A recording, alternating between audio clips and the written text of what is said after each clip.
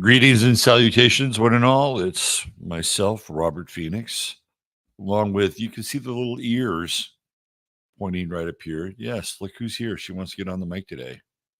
It's Peaches. Yes, Peaches. Yeah, she's not the astrological cat. She's not the astrological. There's only one astrological cat. We know that is. He's sleeping in the crown right now. But Peaches is learning. She's still the apprentice. She's still the apprentice. And you're picking it up. You're doing very well. Doing very well when it comes to understanding these very intricate dynamics when it comes to astrology. Yes, you are. All right. Let's see who's in his house. We got DJ Pebbles. What's going on? Wow, first like and on comments. Where is Michael's sister Nino? He was a little sleep at the wheel this morning. But I have scrolled through the chat. And for everybody who's wondering where Michael is, he is here. He is with us. Queen Lisa, also in the house, checking in from Florida. We have Interstellar Cosmic Conversations. Patricia, that is my astrological and human design doppelganger. What's going on? Let's see. Ginger Nichols, I just responded to your text. Yeah, I noticed that. All of a sudden, my YouTube page got wonky. So now we have to go in and it's like, there, now we got to redo the settings. Let's redo the settings. We got to find the settings, redo the settings. Right. So this is the brave new world that we find ourselves in. Melissa Stanton is here. What's going on, Melissa? There he is. DJ MC, Michael's sister Nino. He's with us. Tom checking in. Tom in the house. Moonsprout. There's my man Steve. Thor at the door. Who else we have? Maria Donge. Maria, another Scorpio day. Have you recovered from the Olympics, Maria?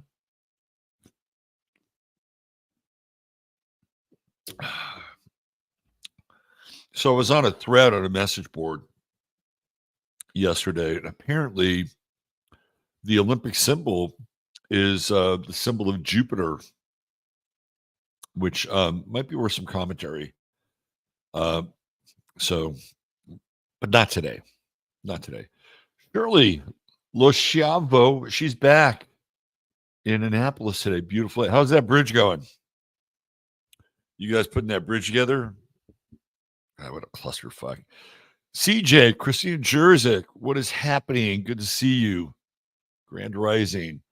Sigurd, happy day. This techno gulag cuisine is both enriching and flavorful. I find myself more content enjoying Coldplay and listening after golden freckle-faced girls of mixed descent. I'm not going to touch that one. But I am going to comment on your comment on Friday's show, which I was wondering how you would feel about Friday's show, since it's fairly close to home. And the whole gelding and castrating of hooligan culture into lad culture. I mean, that's a very interesting, I think, conversation. Very interesting conversation.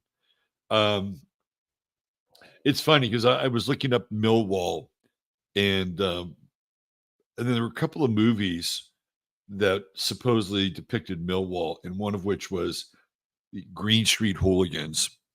And when I looked at the picture of the Green Street Hooligans, I thought to myself, these guys don't really look like hooligans very much. When I think of hooligans, I think of like Russell Crowe and Romper Stomper or something like that, right? Those guys in Green Street Hooligans kind of look like lads.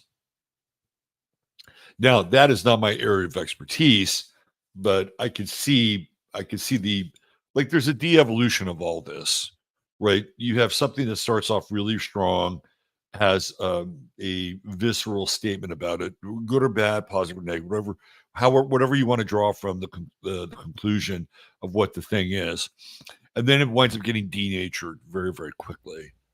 And I think that's the nature of life in this world, right? Not everything can sustain its fiery genesis, right? At some point, somewhere or something comes along and winds up co-opting it or degrading it to some degree, right? Like again, I'm not a like I really like the Sex Pistols and the Clash and early punk rock in England and America, but it goes two ways, right? What happens with that moment is it goes two ways. One, it either devolves into this is just me. I'm not a huge hardcore fan. When I say hardcore, I mean like hardcore music, like what to do, what to do, what to do, that kind of stuff. Or it moves into kind of very corporate, sort of new wavy material, like ultimately the B-52s. The B-52s didn't start off like that. They were little, kind of avant-garde, sort of the talking heads of Athens, Georgia. But yeah, man, this is the story of life in this realm. Things either get co-opted or they degrade.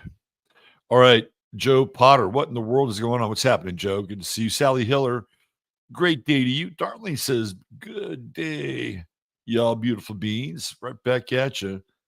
Scott Jerzik, buongiorno, Scott. Good to see you. Joan S., the lovely and talented one. Saving Austin one tooth at a time. Green's Glemma Spank is here. And Green Eyed Crow checking in from Utah. My man Ryan, what's happening? Maya Rose getting some health treatment. Amen. Amen. My Sharon Lewis is here. Hi, Sharon. Orlando. I just finished my coffee. I'll be posting again on Local soon. Yes, you can join. We'll have another Locals event lined up for September, members only. But I'm going to post some material over on Locals in the next couple of days. Check in with you guys and get localed up. Green Eye Crow. That's a way to support the show, by the way. You can also get a cup of coffee to support all the content that I bring to you without a paywall over here on YouTube and on Rumble and on Boxcast. Let's see, who else do we have? The Sally Hiller. Looking forward to. I'm concerned about Chicago and hope Robert addresses all state troopers are being called there next week. I probably won't do it today. I'll probably wind up doing it. Let's see. We've got let's see, a lunar cycle in Sagittarius and a lunar cycle in Capricorn. And then we're into the full moon, right? The full moon in Aquarius, which is conjunct Kamala's Saturn.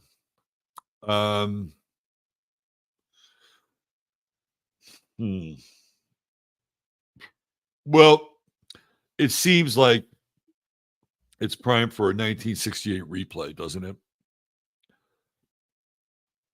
So the question is, what could go wrong and who would be behind whatever would happen with the Chicago convention? Okay, so are there disaffected parties inside of the Democratic Party, meaning people that don't like their relationship theoretically with the Palestinians, Hamas? Yeah, maybe.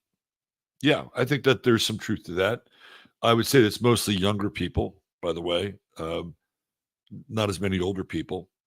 And then could that disaffection be something seized upon by what we would call agent provocateurs?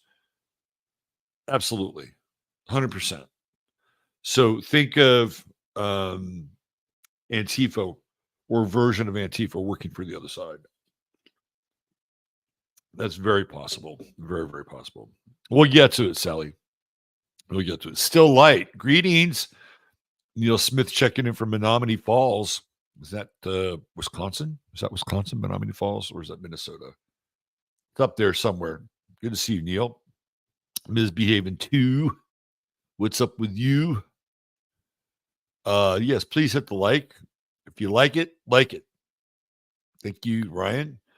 Lisa Ann White. The law is in the house. Zulia Shergo. Heinhart. And yes, you can buy me a coffee here. All the links that we talk about here are available in the notes, the show notes. Let's see. Kelly B, what's happening? Good to see Laura E. Good morning from Vermont. Often a bit to weed a succulent roof. Oh, somebody have you have one of those roofs where things grow on it? That's pretty cool. Sweet Woodruff checking in from the DFW. What's going on, Sweet? Aaron L. Good Tuesday too. Kelly Boyles. Hi, hi, ho. Off to the jungle we go. That's right. Yes, we will be streaming 9:11 a.m. over on Boxcast and also on Rumble. And we are going to be spending some time taking another good hard look at what's going on in Europe. Amy Gill from Indiana. We got a pretty strong Indiana. Sigurd Peaches is clearly a more left paw path. I would say so. She's definitely left paw for sure. Here in the States, we call left-handers southpaws. And I don't know why we call them southpaws. That's this term that's been associated with baseball pitchers. Southpaws. Holly Beth from Cambodia. Wow. We got to put this up here. Look at this. Holly Beth is having a holiday in Cambodia. Get it? Holiday in Cambodia? Holiday? Probably dead Kennedy's fans. The 8-8 portal sucked. First, I'm telling you, man. I'm telling you, the vibes around Lionsgate are not good. Not good. That's why I stayed away from doing anything. Like last year, we're like, all right, let's experiment with this thing. Let's see where the Lionsgate takes us. Didn't take us to good places. Maria, I didn't watch the Olympics. Well, neither did I. I didn't either. No reason to. Catherine Rosen, what's happening, Catherine? Let's see. Who else? Lannis Rising here. What's happening, Lannis? AR. Extra hot French press Sumatra. There you go, Joe. Joe knows how to live. Harry Bowie. Hey. The best hooligan movie is The Firm with Gary Oldman. All right. Duly noted. Janice, you're not that late, but you're here and welcome. Artists here. Life is short. Let's put this up here. I want to second that emotion. Life is short. Enjoy every moment. Live life to its fullest without regrets. Amen. Thank you, artists here. The plan to make Grand Cross and all my angle houses instead of being fearful of meeting each challenge with optimism. Thank you. Well, good. We do our best here to dial down the fear porn. Doesn't mean that, we're not going to encounter challenges along the way. But, yeah. Oh, look at this. Warlast says, Robert shook my world the other night by saying Grandpa Walton was gay. Leave me something, Robert. Let's see. I'm not sure where I can take that. I'm not sure if there's any redemptive story for Mr. Will Gear, but yeah, he was. But don't worry, most of Hollywood is. So it's not just Grandpa Walton specific. At least Richard Thomas. Well, I don't know. Anyway. Etheric Elementus. Yes. Oh, we got a birthday person. We got a birthday. All right. I'm going to get back to you. Just have to go through some more people from Bavaria. Oh, look at that. Oh, I know what I'm looking for. Let's see. Who else? Anybody else? Anybody else? Anybody else? Jay Schaefer from Tucson. Hi, Jay. Myra Alexander. Woo, not usually home when live starts. Well, here you are, and here we are. Welcome to the show. Scrubby's Tamara's in the house doing the name check. 138 watching, only 48 likes. Come on, people. There you go. Hit that like button. Let's get into the algorithm. We know that YouTube doesn't play nice with my algorithms. Okay, I'm just going to try to get through here. Oh, there's CC Jones, Fran, Southpaw. What's happening, Fran? Peas and butter. Beautiful morning from West Virginia. I always knew lefties were called Southpaws in Indiana. It's a Aaron L. Hoosiers in the house, man. Indiana is representing today. Look at that. Look at Beth. I love that. I have a holly holiday. Indiana coming in strong this morning. Rainbows and butterflies. I'm a Canadian lefty. People sometimes say Southpaw here too, but I'm Southwestern now. Well, Canadian lefty. That seems to be right in the mix. Let's see. Lynn's here. Sienzef, are you entering the Astrology Olympics? What would be my event in the Astrology Olympics? I think I would go with something like the Astrology Decathlon. That's what I would. I would be the pre-Caitlin Clark version of that, Bruce Jenner, right? Either that or the marathon, because I've been doing this a long time. All right, loved one. Where's everyone moving to? When? My dad was killed on Lionsgate, 1993. I'm telling you, man, Lionsgate. Everybody celebrates Lionsgate. I'm not sure. I'm not so sure.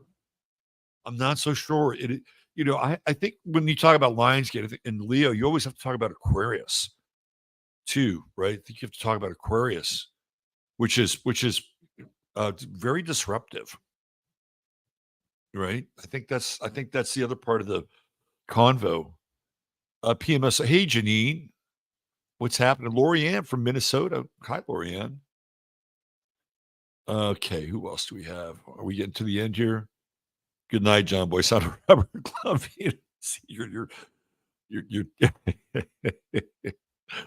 it's fucking funny. All right. For a minute, mixed industry real. I like that. Shout out from Louisville. We got Jaloni Martinez from Louisville. Aspie, Colorado. Jolie Evans and has Bill Brockman. I'm a total lefty. Very small. What's the percentage of the population? My son's a left-hander, but he throws the ball right-handed, which is weird. So he writes left-handed and throws the ball right-handed. He was a right-handed batter, and I tried to get him to switch, and he was better at it than he thought, but he never did it. Jackie Delario, South Jersey, Senator Jack Shaw, Massachusetts, checking in Cash of the Masha, and we are all caught up. Thank you. There we go. Boom. Ho. All right. Let's do this. This is for Bavaria. Let's see.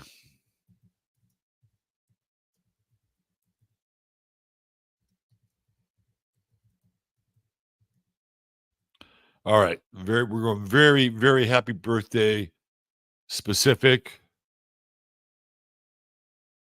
All right, hold on. Okay. Here we go. I gotta put my earbuds in, and then we're gonna take a nice big draft off the morning doom. All right, so before we get to the morning doom, it may not be Bavaria, but it's about as close as we can get within a very short time frame and notification. Here we go. This is for everybody whose birthday is 8/13. Happy birthday, German style.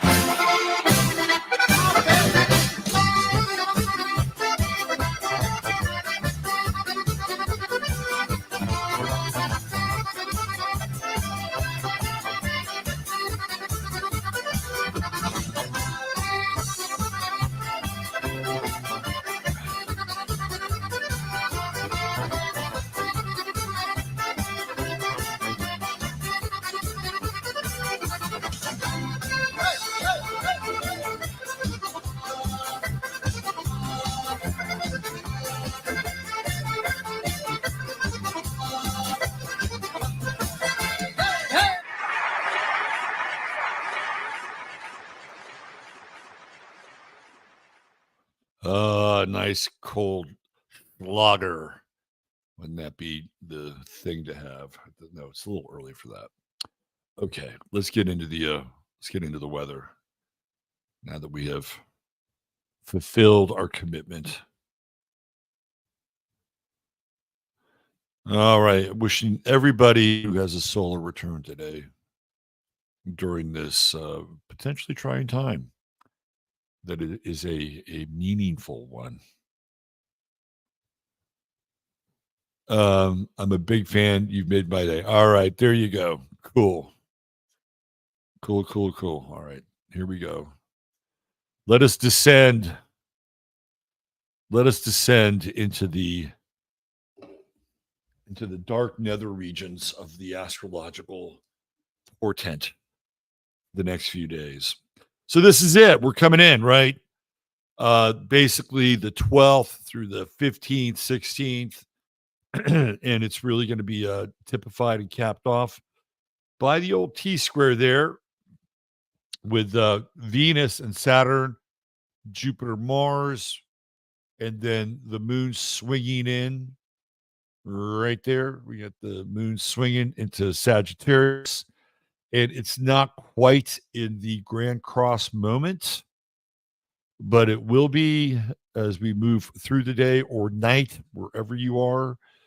So when that moon starts to clock in at about 8, which we're not that far away, 8, then 9, right? So it's going to move into a tighter square with Venus and then moving into a tighter, much tighter, and then moving into a tighter square with Saturn. Well, so we talked about this on Sunday night, and we talked about it, I think, for a fair amount of time towards the end of the show. And well, first of all, there's so much happening internationally.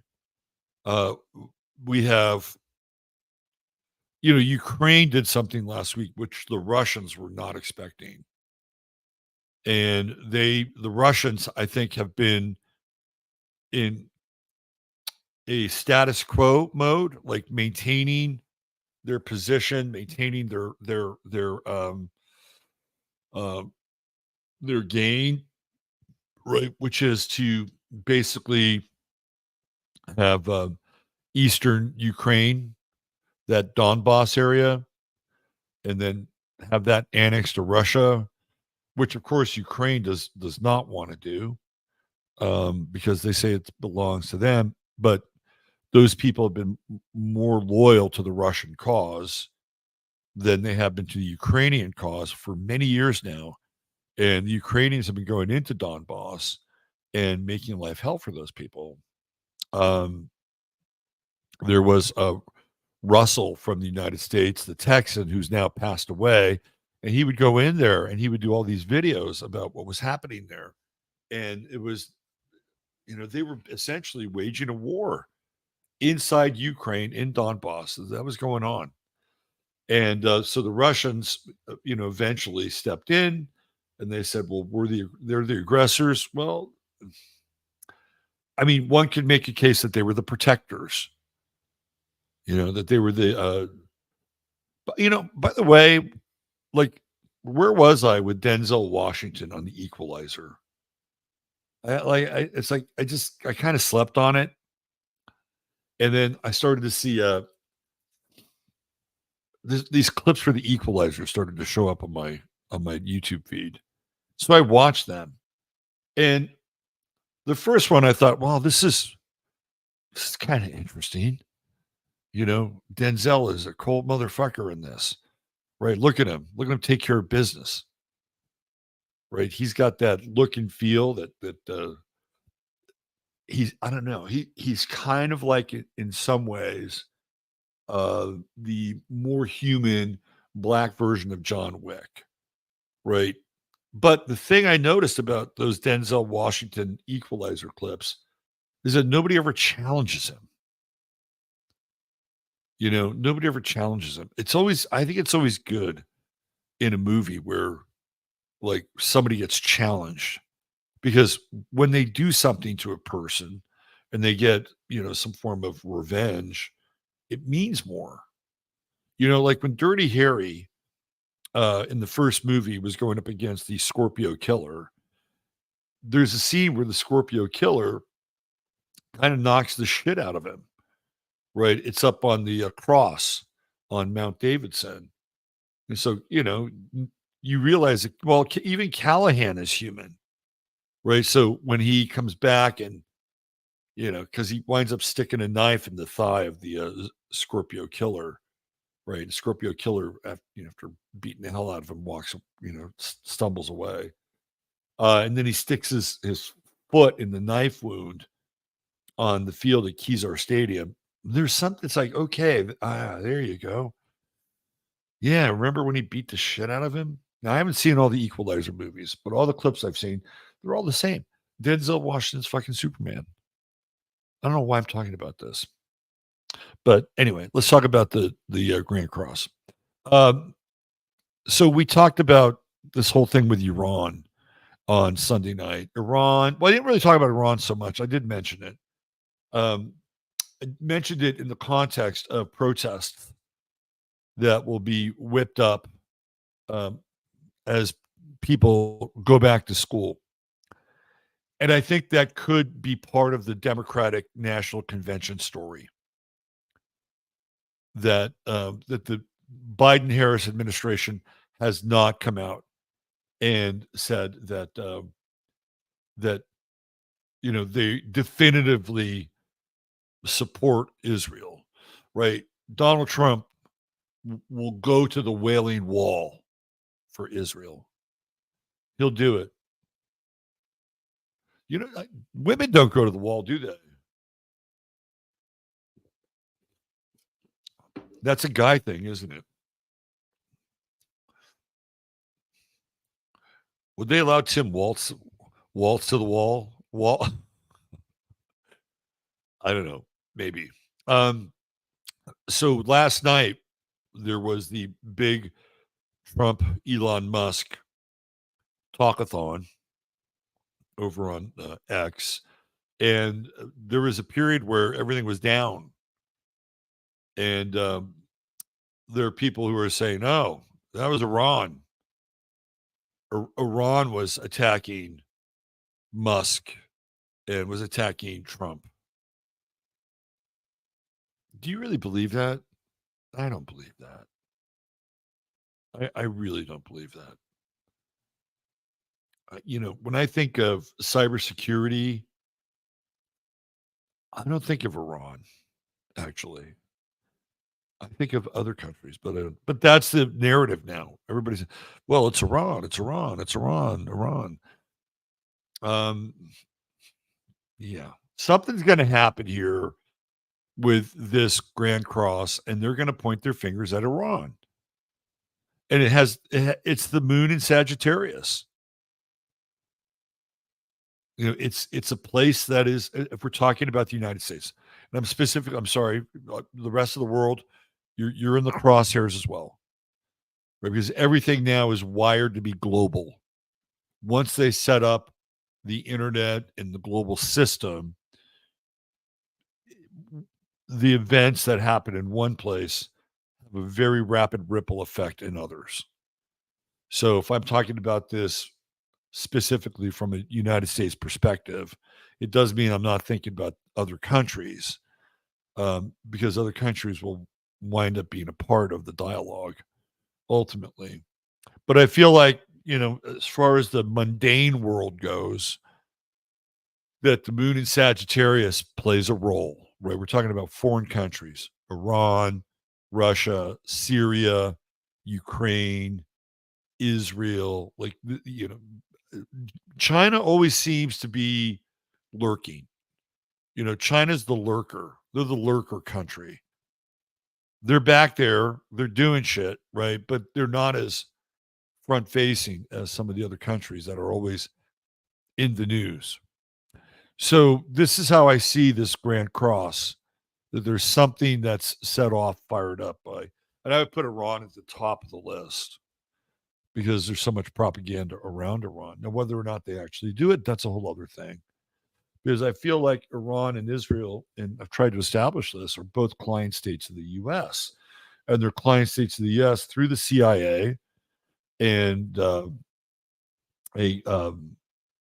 let's call it for what it is, secret societies like various branches of Freemasonry, which are transnational. Freemasonry is transnational.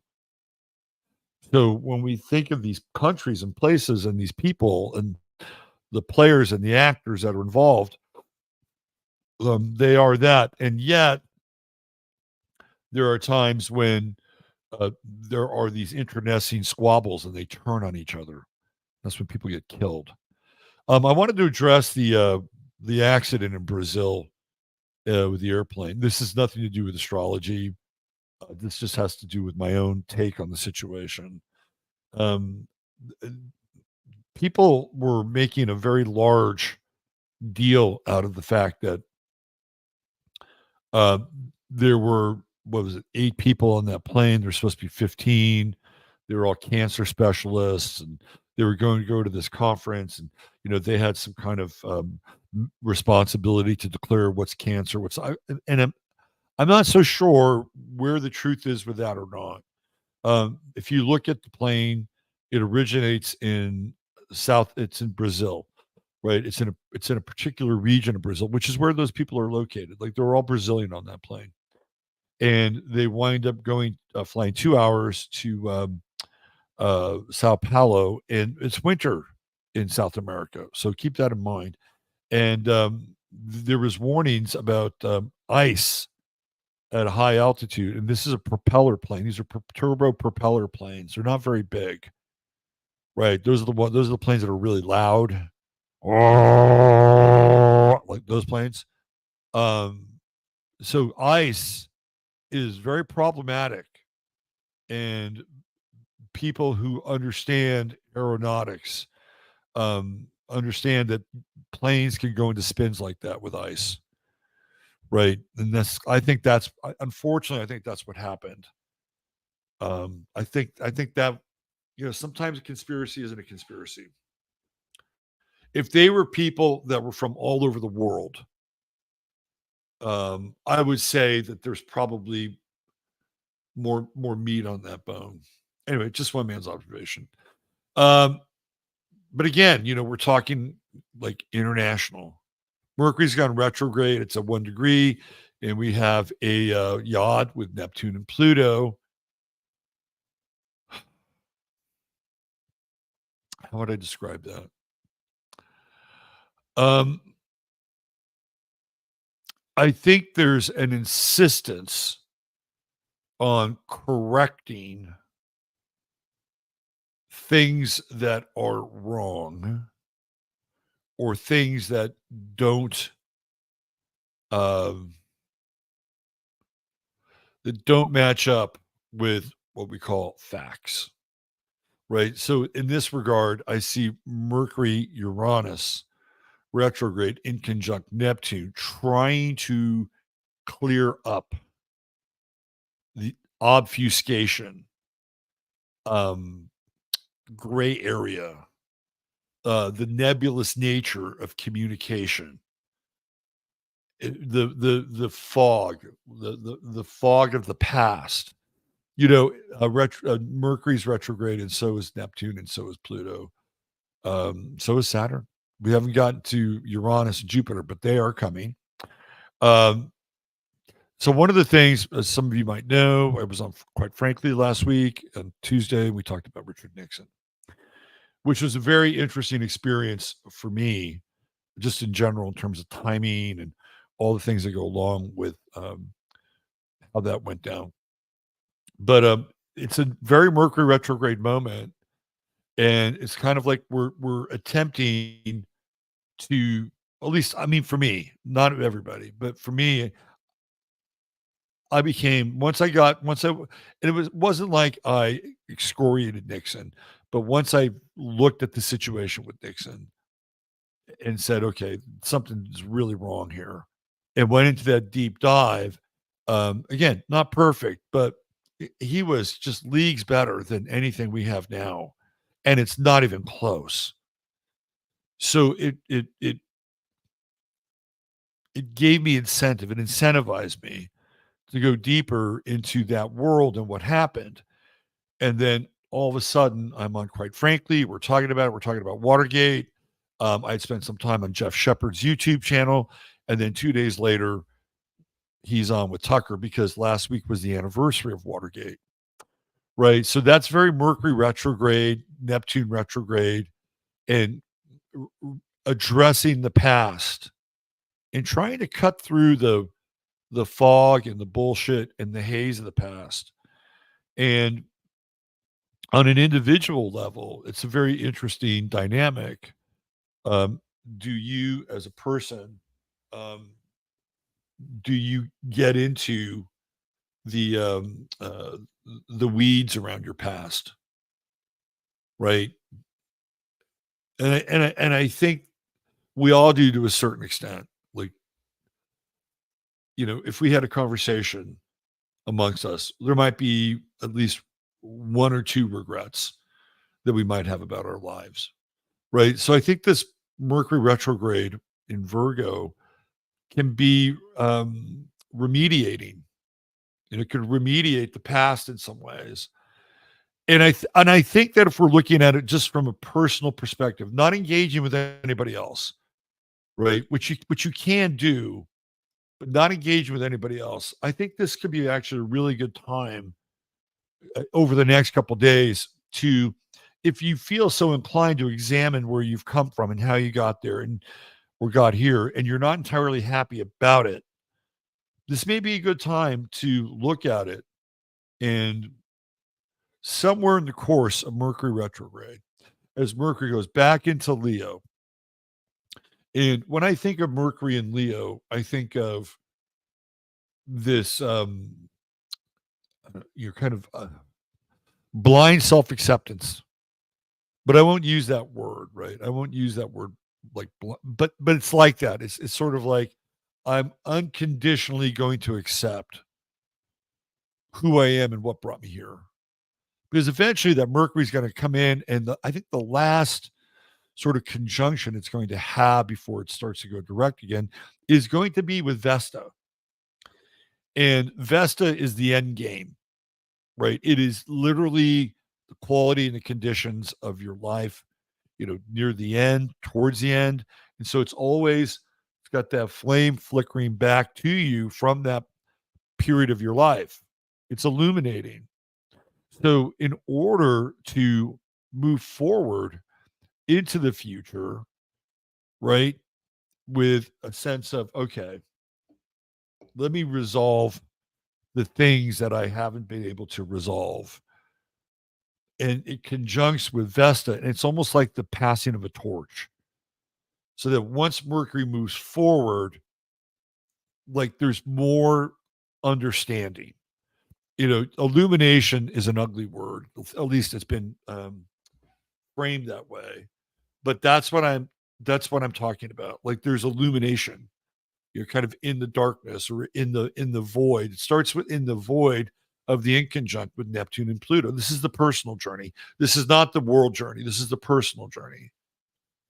So this is a very good time for everyone. If you feel conflicted about things that you've done or haven't done, this is a really good time to examine it, right? And be of, the hard part with Virgo is the guilt that goes along with it.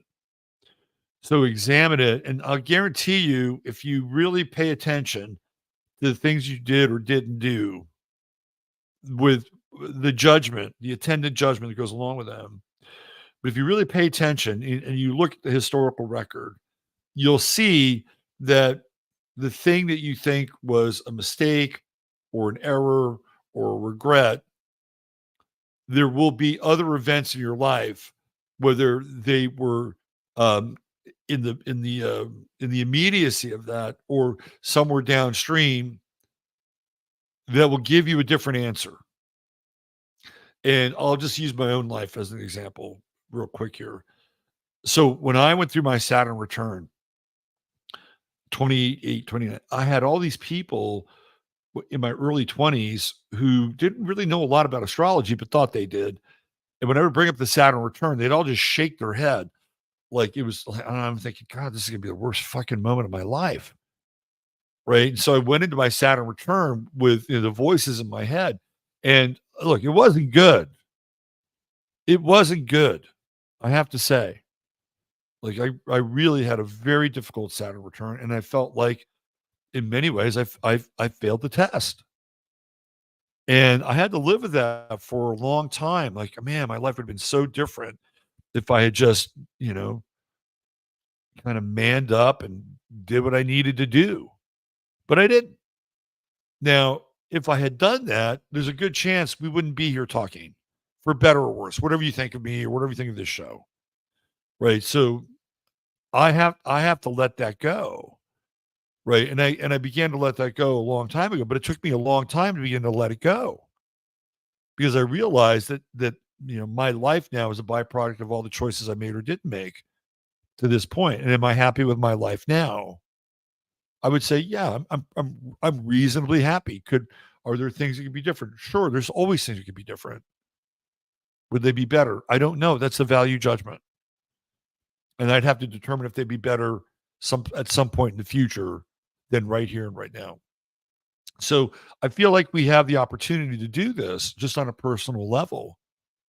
So if you're struggling with that and that's been a part of your um, narrative, like take this Mercury retrograde time to really examine that and to really ask the question, is that true?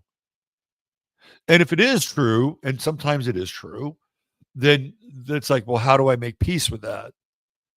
How do I reconcile? I guarantee you there's going to be at least one thing out of those moments. Doesn't have to be your Saturn return, it can be anything. There's one thing out of those moments that will be redemptive. It'll be redemptive, but you have to pay attention and you have to be honest with, where you are, really honest with where you are. And the idea here, and this is important, I think this is important, that we need to be present. Like this Mercury retrograde right now, you need to be present with what's going on in our sphere, right? The realm, whatever you want to call it. And if you're not present, if you're hung up on the past and you're questioning your decision making because for some reason you think you fucked up, right? You're not going to be present. And things are going to happen in this realm, in this sphere very quickly. And if you're not up to speed and in the moment, you run the risk of being collateral damage. Okay.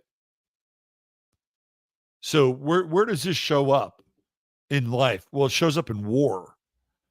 If you go back and look at some of these war films, especially the Vietnam films, what do they say? You better get your shit straight. You better get your shit tight, right? This is the things that they talk about.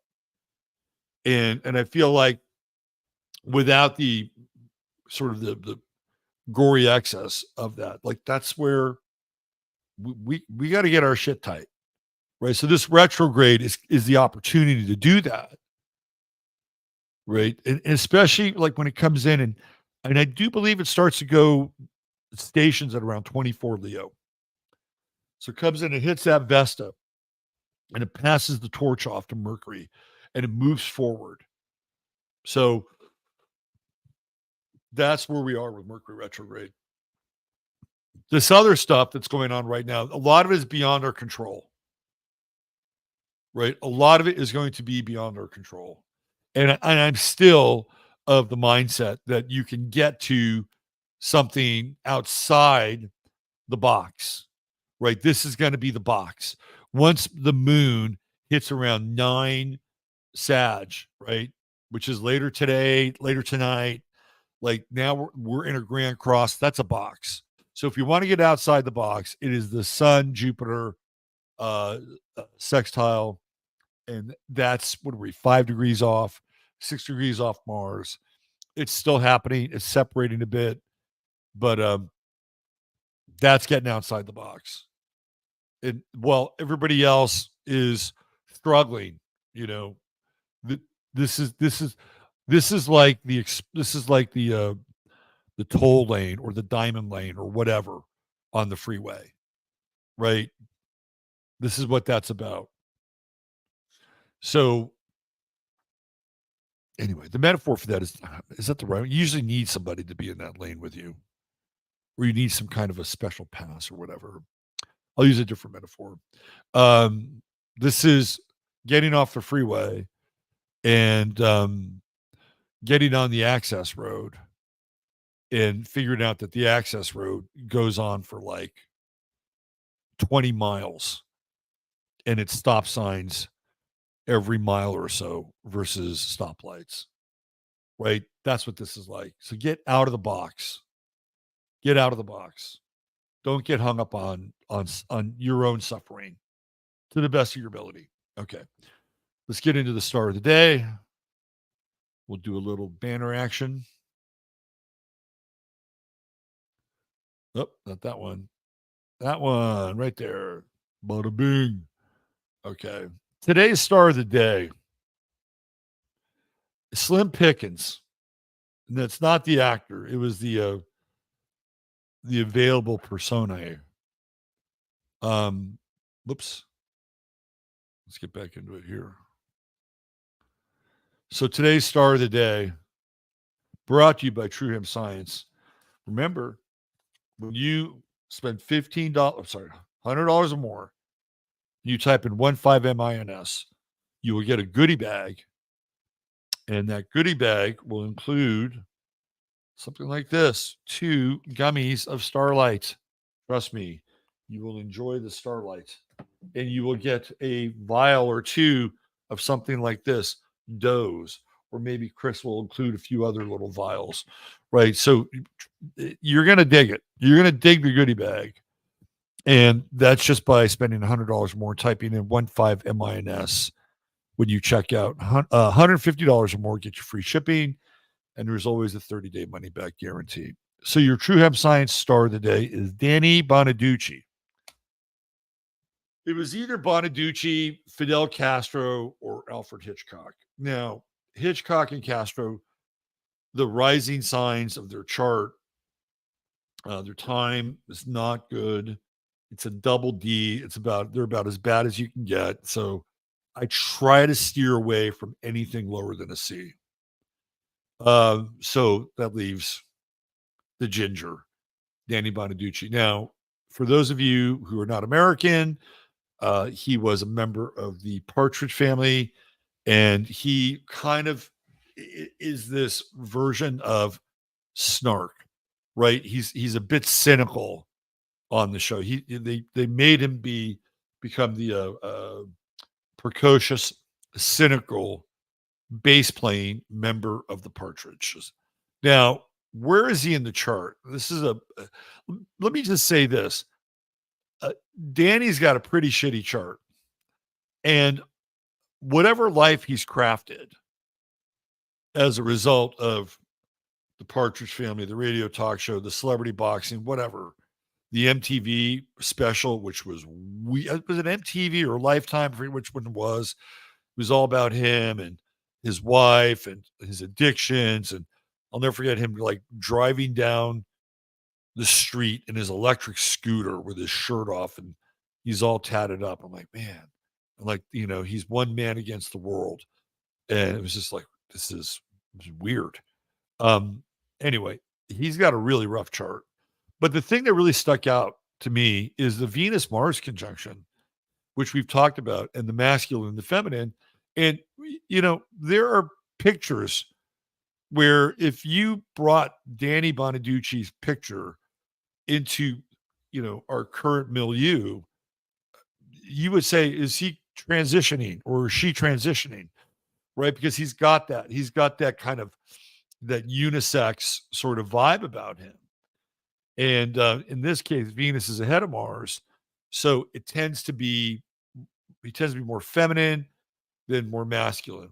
Now, Venus is retrograde in his chart, which is not good for relationships. And Venus is squaring the moon. Right? So the Venus moon square doesn't really work out. And he's got that moon in Sag. So literally, this is like his solar return, and not in a progressed chart sense, lunar return. but in a uh, personal chart or solar chart sense, natal chart sense, lunar return. So he's not easy to be in relationship with. I think he wound up ultimately settling into a long-term relationship, which is the power of Saturn on the descendant, which I talked about on Sunday night. Right. So he wound up being with this woman who I think sat through him while he went through this weird MS like thing. Some people believe that it was a byproduct of the jibber jab. That's quite possible. Quite possible. He's a radical, right? Sun Uranus conjunction. He must have been just an absolute enfant terrible. He must have been just a pain in the ass to be around on the Partridge Family set and afterwards, because it's like Danny Bonaducci after the Partridge Family does not exist, right? So he gets thrown into Hollywood and the Partridge Family and everything that goes along with that. And then he grows up and there's no future for Danny Bonaducci. In fact, there's no future really for any of them, except for maybe Shirley Jones. David Cassidy winds up, going to hell. Susan Day, who knows what happens. And then there's the rest of the kids.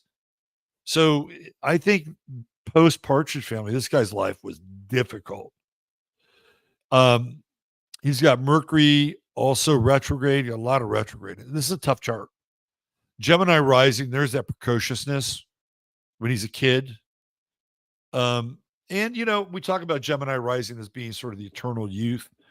And up until the time that he wound up walking around with a cane and looking like he was about 80 years old, he kind of had that. He kind of had the eternal youth vibe. I'm going to get spiky hair and I'm going to get a bunch of tats. And, I think Gemini on the ascendant is really indicative of him on his electric scooter on the last episode of his show, him against the world. He's the Silver Surfer.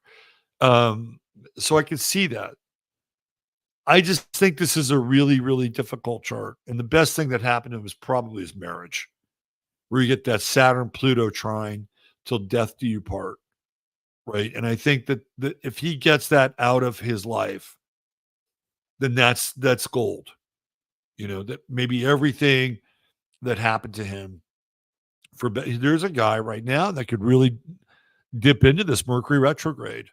And maybe he has, and maybe he's reconciled.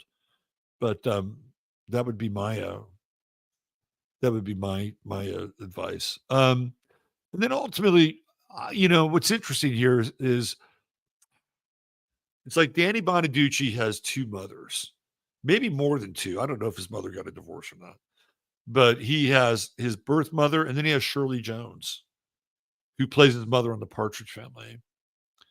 And it'd be interesting to understand Danny's relationship with his biological mother, because with the moon here, there's two very different relationships with the mother. One is within conflict, right? And the other is within harmony and flow.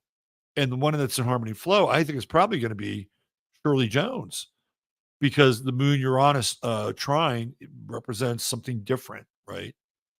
Like flowing into the alternative version of maternity. So there you go. Your True Hemp Science star of the day, Danny the Ginger Bonaduce from Upper Darby, PA. All right, boys and girls, ladies and gentlemen, that'll do it. Thank you for being here. I appreciate each and every one of you. Maj, thank you for your stellar effort.